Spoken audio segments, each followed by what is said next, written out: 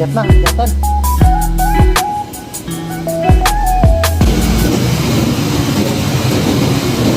So guys, tapos na rin guys.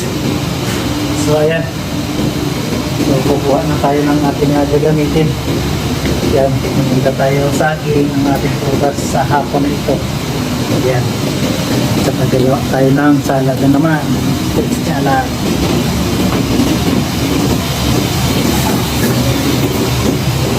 Ayan guys, oh. So ito nga pala guys yung aming price to. Yan, di pa namin na-arrange to. Yan. So kalat pa talaga guys. So yan guys, hanggang dito na lang ako. So sana nagustuhan niyo yung munting kong video, itong aking munting video na ito. At saka sa mga baguhan ko lang, paki-like naman at saka share.